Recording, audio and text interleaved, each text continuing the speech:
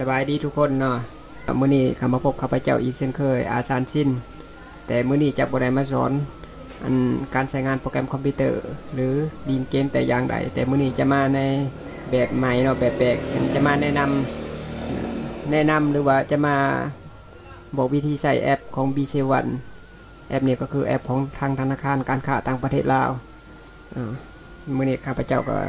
ได้โอกาสพอมื้อนี้ก็ได้สั่งซื้อเครื่องทางออนไลน์จากเมื่อก่อนก็บ่ได้อัดมื้อนี้ก็เลยได้โอกาสก็เลยลองอัดเพื่อจะเป็นการสอนให้ท่านผู้ชมเผื่อผู้ใดที่ยังบ่ทันรู้ก็สามารถเอาไปใช้ได้แอปนี้เป็นแอปของ BC1 ของธนาคารการค้าเนาะข้าพเจ้าจะพามาเบิ่งนี่แอปนี้ชื่อว่า BC1 เป็นแอป BC1 ของธนาคารการค้าต่างประเทศลาวถ้าผู้ใดที่เคยใช้ก็ลองเบิ่งถ้าผู้ใดที่ใช้แล้วก็อาจจะรู้จักเนาะว่ามีความสะดวกสบายแนวใดนี่ข้าพเจ้าจะมาแนะนำเลยเนาะถ้าผู้ใดที่บ่ทันได้ลงทะเบียนนะก็สามารถมาคลิกในส่วนนี้แอปนี้สามารถเข้าไปโหลดใน Play Store ได้เลยเขียนว่า BC1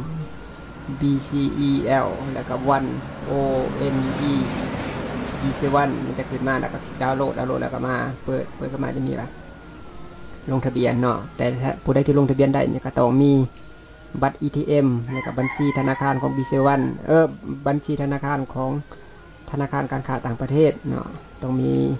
อันดับแบบสิ่งสำคัญต้องมีบัตร ATM นั่นแหละ ATM บัตรวีซ่าอย่างต่างๆแล้วก็มาคลิกในส่วนของลงทะเบียน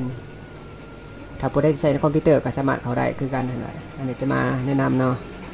คลิกกันมาจะเป็นแบบนี้บ่ในส่วนนี้ก็สามารถเลือกเป็นแบบพอภาษาอังกฤษภาษาลาวได้เนาะคลิกในนี้เลือกอันนี้เป็นภาษาลาวเนาะฉะนั้นเป็นภาษาอังกฤษเป็นภาษาอังกฤษยิงตามความสะดวกของแต่ละคนผู้ใดที่อ่านภาษาอังกฤษได้ก็ใช้ภาษาอังกฤษผู้ใดอ่านภาษาลาวใช้ภาษาลาวนะคลิกในนี้ข้าพเจ้าจะใส่เป็นภาษาลาวเนาะอันนี้ข้าพเจ้าสมัครแล้วแต่ข้าพเจ้าจะมาแนะนำชื่อยกตัวอย่างนี่ชื่อข้อมูลผู้ใช้เนี่ยก็ให้ทานใช้ชื่ออยู่ในบัตร ATM ของฐานบัตร ATM มันจะมีชื่อใส่ชื่อของฐานและนามสกุลของฐานเบอร์โทรศัพท์มือถืออีเมลเนี่ยก็ต้องมีสิ่งสำคัญก็ต้องสมัครก่อนเนาะถ้าผู้ใดบ่มีนี่ข้าเจ้าสมัครให้ก็ได้หรือว่าให้ทางเคาน์เตอร์หรือพนักงานข้าเจ้าสมัครให้ก็ได้แล้วก็ใส่วันดีเดือนปีเกิดแล้วก็เพศหญิงเพศชายก็คลิกใส่อาชีพนี่ใส่ยังนักเรียนนักยังบ่นักธุรกิจพ่อค้าชาวขายก็ใส่บ้านเมืองแข็งมาจากประเทศก็คือเป็นประเทศลาวหรือประเทศคนต่างประเทศก็ใส่ต่างประเทศเนาะแล้วก็ใช้บัตร ATM นี่คลิกเส้นนี้มันจะดูเลขบัตร ATM ของฐานปอนใส่มีบัตร1บัตร2บัตร3บัตร4แล้วก็บัตร5ถ้าบ่ได้มีหลายก็ใส่หลายแต่มันใส่ได้หลายๆบัตรอยู่ในบัญชีเดียวประมาณนั้นแต่ข้าพเจ้ามีแต่บัญชีเดียวมีแต่บัตรเดียวก็ใช้บัตรเดียวในส่วนนี้เนาะผูกบัญชีไว้กับโทรศัพท์ของฐานเพียงอย่างเดียวอันนี้หมายความว่าผูกหรือบ่ผูกถ้าฐานผูกนี่มันฐานสามารถใช้ได้กับโทรศัพท์ของฐานแต่อย่างเดียวถ้าฐานบ่ผูกนี่สามารถล็อกอินเขาใส่ได้หลายหน่วยมีตัวอย่างยืมโทรศัพท์ของหมู่มาใส่ก็ได้หรือว่าฐานมีโทรศัพท์2หน่วยก็สามารถสลับไปสลับมาได้แต่ว่าความเสี่ยงก็คือว่าระวังจะถือยังจะถือลักusername และก็ password ได้เนาะนั่นก็ต้องรักษาไว้ให้ดีเวลาเข้าออกก็ต้องมีการออกจากระบบอ่านเงินใครแหละในมือเขียนทุกมาทุกอย่างถ้าว่าเขียนถึงนี่มันจะบ่เตือนถ้าเขียนบ่ถึงมันจะเขียนตัวหนังสือสีแดงขึ้นมาว่าตัวนี้ผิดตัวนั้นผิดเขียนถึงแล้วก็เลื่อนลงมาพยายามอ่านก็อ่านนี่ยังเกินกฎระเบียบของมันนะเนาะขอยอมรับแล้วก็มาลงทะเบียนเลยลงทะเบียนมันก็จะถามอีกว่าท่านนี้ต้องตอบคำถามประมาณ3คำถามก็เลือกตอบได้ยกตัวอย่างมันจะถามว่าเบอร์โทรศัพท์ทำอิฐของเจ้านี่แม่นยังเจ้าก็ปอนใส่ตัวได้ที่เจ้าถือหรือว่าถามวันเดือนปีเกิดของผู้นี้ผู้นั้นก็ปอนใส่หรือว่าชื่อของพ่อแม่เจ้าจังไดก็ปอนใส่เนาะจะถามแล้วก็ผ่านขั้นตอนไปแล้วก็สามารถใช้ได้แต่ข้าพเจ้ามีแล้วเนาะข้าพเจ้าจะมาลงเราอินเลยถ้าผู้ใดที่บ่ทันมีบัญชีก็ลงทะเบียนก่อนตามที่ข้าพเจ้าแนะนำบอกมานะถ้าผู้ใดที่มีแล้วก็สามารถมาคลิกใส่ในส่วนเข้าสู่ระบบนี่ข้าพเจ้ามีแล้วข้าพเจ้าจะมาเข้าสู่ระบบเลยเนาะแต่ว่าในการเข้าสู่ระบบนี่ข้าพเจ้าจะป้อนอีเมลกับรหัสผ่านอันนี้ในส่วนนี้ข้าพเจ้าขอปิดไว้ขอข้ามไปในตอนที่มันสำเร็จเลยเนาะเพราะว่ามันเป็นความลับเนาะเมื่อทานเข้าสู่ระบบเป็นที่เรียบร้อยแล้วมันจะขึ้นมาหน้าต่างแบบนี้ทานสามารถมาเลือกในส่วนที่เรามีรายได้นี่จะเขียนว่าบัตรขอความแล้วก็การตั้งค่าแล้วก็บริการอันนี้ มาเบิ่งบริการก่อนในส่วนของการบริการนี่มันก็มีอันโปรโมชั่นเนาะโปรโมชั่นก็คือว่ามีส่วนลดส่วนแหนต่างๆในการใช้นี่ใช้นั่นเนาะรวมทั้งโรงแรมอีกอย่างต่างๆแล้วก็ข่าวสารทั้งนั้นเกี่ยวกับอันนี้แล้วก็อัตราแลกเปลี่ยนทางก็สามารถเบิ่งได้แต่ละมือแล้วก็ที่ตั้งตู้ ATM ในเมื่อทานสามารถกดเงินเนาะอยากกดเงินเนาะทางก็สามารถเบิ่งจุดที่ใกล้ของฐานใกล้เคียงฐานมันอยู่มีบอนใดแดกก็เบิ่งในนี้มันจะมีหมดทั่วประเทศมันมีบอนใดตู้ ATM แล้วก็ค่าธรรมเนียมต่างๆมันจะมีอยู่ในนี้ก็สามารถอ่านได้อัตราดอกเบี้ยการผ่าเงินแต่ละอย่างมันจะบ่คือกันกับเบิ่งในนี้ได้เนาะมาในส่วนของการตั้งค่าก็สามารถเปลี่ยนรหัสผ่านปลดล็อกบัตรอยู่ตัวอย่างเนาะทานจากบัตรเสียบัตรยังก็สามารถอันแจ้งเตือนแจ้งยังจากการอุปกรณ์การรับขอความข่าวสารผูกบัญชีโทรศัพท์กับเบอร์โทรอันนี้แบบผูกไว้ให้สามารถโอนเงินผ่านเบอร์โทรได้นะโอนเงินหาเบอร์โทรมีตัวอย่างเบอร์ของข้าพเจ้านี่ผูกไว้แล้วผู้อื่นอยากโอนเงินให้ข้าพเจ้าสามารถโอนมาโดยบ่ใช้บัญชีโอนมาทางเบอร์โทรเลยได้เลยในส่วนของความก็มีการแจ้งเตือนว่าฐานใส่โอนเงินจากโทรศัพท์จากอย่างต่างๆอยู่ใส่มันจะเขียนบอกในนี้มาในส่วนบัตรนี่เป็นสิ่งสำคัญเนาะในส่วนนี้ก็มีการเคลื่อนไหวข้อมูลบัตรเปิดออนไลน์เปิดปิดออนไลน์โอนเงินโอนลอยแล้วก็ยังนี่ยังในการยังวะมันอยู่ในโทรศัพท์เนาะจังไดความหมายจังไดเนาะฟังเขาเบิ่งก่อนเฟรมีเนาะโอ้ใบบินที่ว่าฐานใช้บริการต่างๆที่ขึ้นมาในนี้อันนี้ก็สามารถจ่ายค่าไฟค่าโทรศัพท์ค่าน้ำประปาได้จ่ายสินเชื่อกรุงศรีจ่ายสินเชื่อซีออนอะไรอย่างต่างๆจ่ายค่าอันยังเสื้อไทยเอสอย่างต่างๆจ่ายค่าบัตรเครดิตค่าเช่าไวไฟค่าอย่างต่างๆหลายๆอย่างค่าโทรศัพท์แต่ว่าบ้านเฮามันอาจจะยังบ่ทันเจริญปานนั้นเนาะแต่ว่ามันจะมีมาเพื่อทางหน้าแต่ว่าในส่วนนี้ข้าพเจ้าเคยใส่แล้วนี่ในส่วนจ่ายค่าโทรศัพท์จ่ายค่าไฟฟ้านี่ใส่ได้แล้วแต่ว่าในส่วนนี้ก็น่าจะได้แต่ข้าพเจ้าบ่เคยใส่ก็เลยบ่ได้แนะนำถ้าผู้ใดที่มีก็สามารถลองไปเอาไปใส่ประวัติประยุกต์ใส่ลองเบิ่งเนาะแต่ว่าอันนี้เสียอากรเสียหยังต่างๆแต่ในส่วนมื้อนี้ข้าพเจ้าจะมาโอนเงินเนาะในส่วนของโทรศัพท์นี่มันมีพิเศษเนาะถ้าผู้ใดที่ใช้คอมพิวเตอร์ก็โอนได้แต่ว่าส่วนของโทรศัพท์นี่มันจะพิเศษกว่าคอมพิวเตอร์หน่อยนึงคือว่ามันสามารถโอนลอยได้ถ้าในคอมพิวเตอร์สามารถโอนได้แต่นี่โอนธรรมดาโอนนี่คือว่าโอนจากบัญชีหาบัญชีส่วนในโทรศัพท์มือถือนี่สามารถโอนลอยได้เฮามีบัญชีเฮาสามารถโอนไปหาผู้ที่บ่มีบัญชีโอนไปหาแบบผู้ที่มารับต้องมีปุ่มสมโนครัวหรือบัตรประจำตัวแบบบอกชื่ออันเลขสมโนครัวมาแล้วก็โอนไปตามนั้นแล้วก็จะเอาตัวนั้นไปรับได้เลยมื้อนี้ข้าพเจ้าก็เลยได้สั่งซื้อสินค้าจากออนไลน์ข้าพเจ้าก็เลยมาโอนเงินจ่ายค่าสินค้าลองเบิ่งเนาะก็เลยโอกาสก็เลยมาลองอันยังมาแนะนำให้เบิ่งเนาะมื้อนี้ก็มาเข้า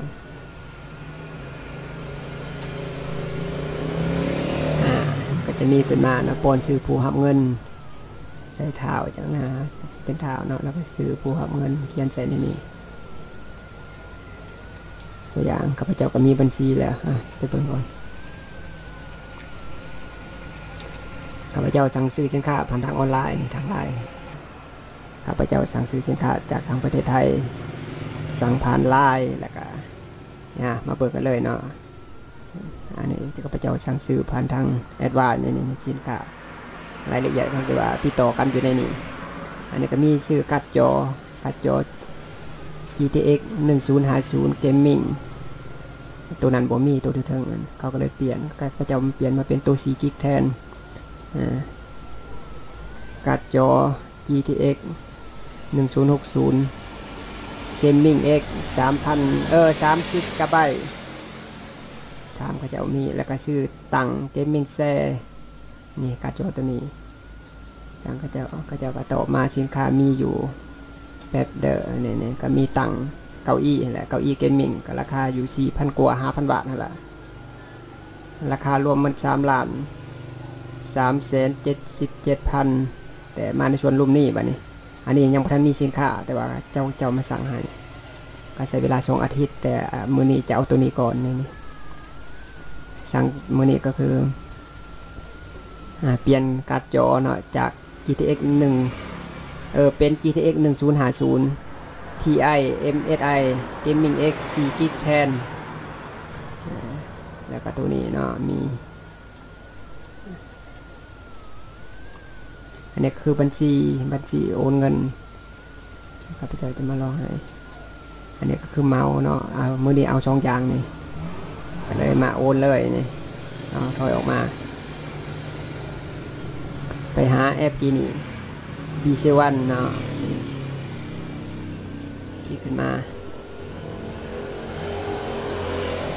ใส่ชื่อผู้รับอันโตเทในบัญชีกีนี่แหละแต่ข้าพเจ้าเซฟไว้ในโทรศัพท์แล้วเบิ่งในโทรศัพท์เลย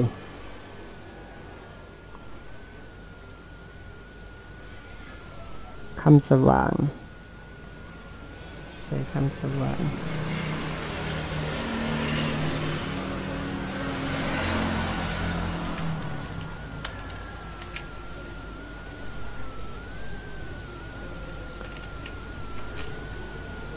บารมี BS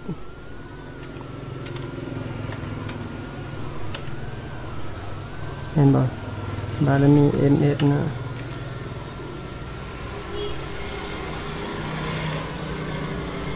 แล้วก็มาคลิกนี่มาคลิกคือแล้วมาคลิกใส่ต่อไปนะ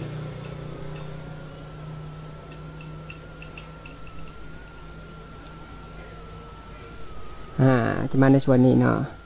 เราก็สามารถเลือกถ้าพอได้ที่อันนี้คือว่าเราสามารถโอนผ่านโอนลอยได้แล้วนี่ใส่บัตรประจำตัวหรือบัตรประจำตัวปุ่มผ่านแดนสมุทรครัวได้แต่ข้าพเจ้าจะไม่ใส่ข้าพเจ้าไม่ใส่บัญชีเนาะไม่ใส่ละถูกเลยโอ้ยเขาผิดแล้วถอยเอาก่อน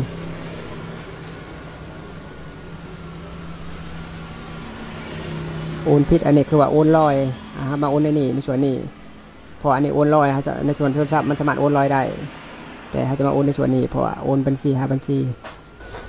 อันนี้เขาจะมาโอนจากบัญชีเขาก็มาในส่วนของการโอนเงินอันนี้คือว่าโอนลอยโอนจากโทรศัพท์มือถือเขาไปหาเจ้าของผู้ที่บ่มีบัตรหรือบ่มีบัญชีเนาะ สามารถเอาปุ่มสมโนครัวหรือบัตรสปอร์ตแล้วก็บัตรประจำตัวมารับได้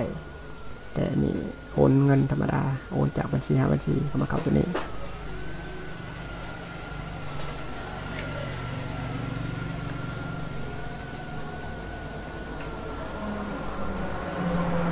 ใส่เลขบัญชีเนาะเพิ่มบัญชีปลายทาง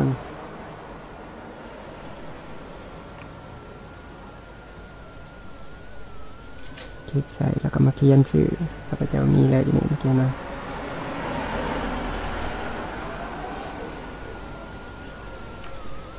041 1200แล้วก็010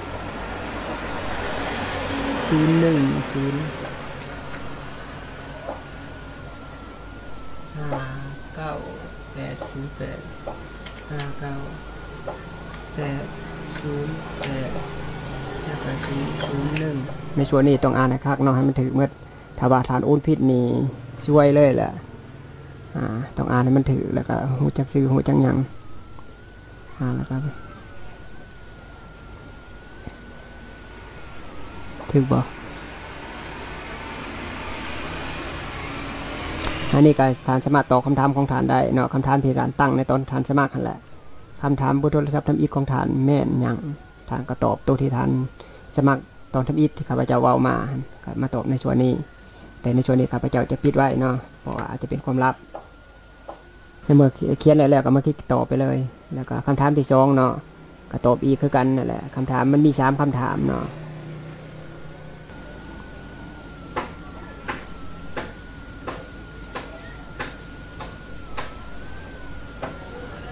ในเมื่อทานคลิกแล้วเขียนตอบมาเป็นทีให้หอยแล้วมันจะขึ้นมาโชว์ชื่อเลขบัญชีแล้วก็ชื่ออันของเจ้าของบัญชีจำได้เลขใดมันถือกับตัวที่ข้าเจ้าส่งมาในบ่ในนี้มันถือกับตัวนี้เนาะข้าพเจ้าจะเอาให้เบิ่งยังสามารถเก็บหน้าจอไว้ได้เวลาเขาโอนสามารถโอนเป็นหลักฐานแต่ข้าพเจ้ามีแล้วมันถือกันแล้วในเมื่อทานหูจักว่าแน่ใจแล้วว่ามันถือแล้วมันบ่ผิดแล้วเนาะข้าเจ้าก็สามารถบอกว่าจำนวนที่สามารถโอนได้เนี่ยก็ประมาณ100 ล้านแต่เขาไม่ได้โอนหลายปานนั้นบ่มีเงิน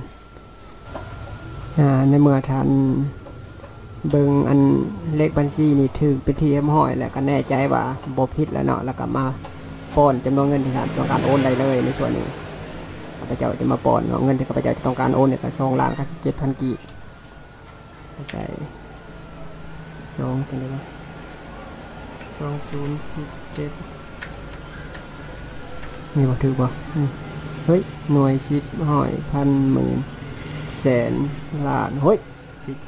ไปใส่พิษเด้อระวังการใส่ในตรงนั้นมันถึกมาทุกโตถ้าว่าใส่พิษในทานช่วยเลยล่ะหน่วย10ร้อยพันหมื่นแสนล้าน2,17,000เนาะในเมื่อถึกเมื่อเป็นเทียมห้อยแล้วก็มาคลิกต่อไปเลยคลิกต่อไปว่าเป็นการโอนเนาะก็มาข้าพเจ้าในใจแล้วข้าพเจ้ามาคลิกเลย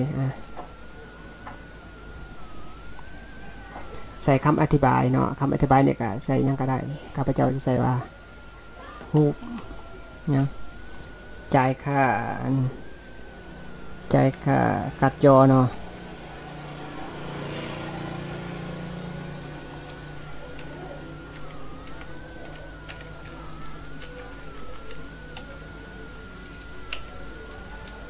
จ่ายค่ากัดจอแล้วก็มาคลิกต่อไป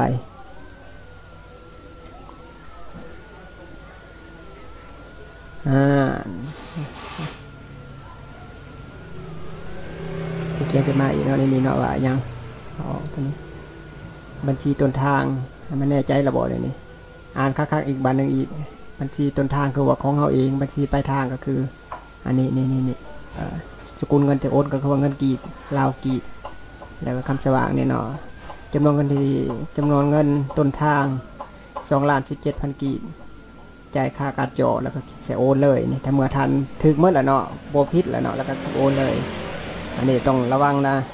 ถ้าจะให้มันผิดพลาดในทางธนาคารเขาเจ้าจะบ่รับผิดชอบแต่อย่างใดเพราะว่าเขาเจ้าก็มีคำแนะนำอยู่ในอันความปลอดภัยอยู่ในหลายอย่างแล้วเขาก็ต้องอ่านแล้วก็ยอมรับแล้วมันก็แน่ใจแล้วเนาะก็มาคลิกเสนอโอนรอท่าอันนี้คือว่าโอนจะเป็นเส้นเล็ดเทียมหอยแล้วเขาก็สามารถนี่มาเขาก็จะมาเก็บหน้าจอไว้เพื่อเป็นหลักฐานเนาะข้าพเจ้าจะมาเก็บหน้าจอไว้แล้วก็เก็บหน้าจอแล้วก็ส่งไปให้ข้าเจ้าเพื่อว่าหูจักว่าเขาโอนแล้วเด้อโอนเงินสามารถจัดหาสินค้าให้เขาตามที่เขาโอนนี่ได้เลยเก็บหน้าจอไว้โทรศัพท์ของแต่ละคนบ่คือกันการสามารถที่เก็บหน้าจอได้เก็บหน้าจอบอดได้แต่ละรุ่นบ่คือกันหรือว่าเอาตัวอื่นมาถ่ายเอาก็ได้เนาะถ้าบ่ฮู้จักว่าแคมหน้าจออันนี้คือว่าหลักฐานบอกง่ายๆถ้าเจ้าบ่มีนะเจ้าอาจจะบ่มีแนวอย่างยืนข้าพเจ้าจะโทรศัพท์ข้าพเจ้าเป็นแบบนี้ข้าพเจ้าจะมาใส่เลยแล้วมาแคมหน้าจอเสร็จแล้วก็ออกไปเนาะไปเบิ่งมันมีแล้วบ่ใช่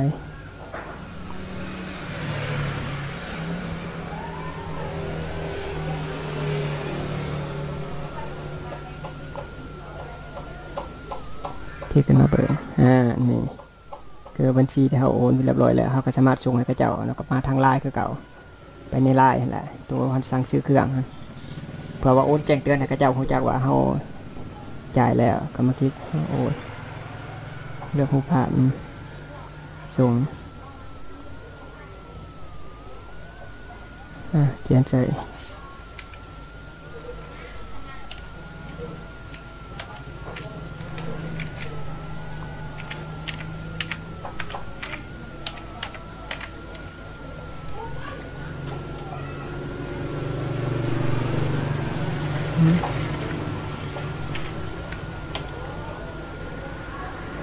คลิกส่งไปเนาะยืนยัน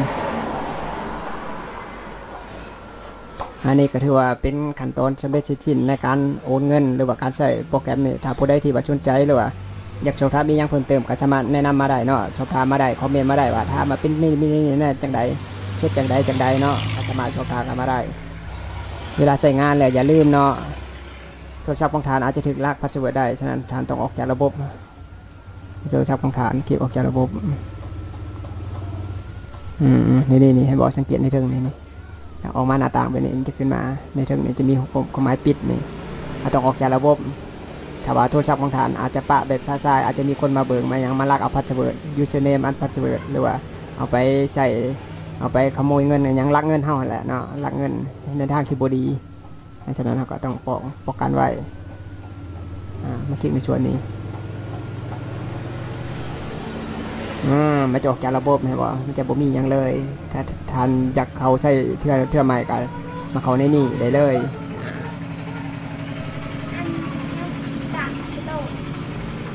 อันนี้การใส่นี่ก็ขอจบเป็นตัวนี้เนาะอันนี้ถ้าบ่ได้บ่เข้าใจหยังก็สามารถสอบถามมาได้ขอขอบใจที่เข้ามาชม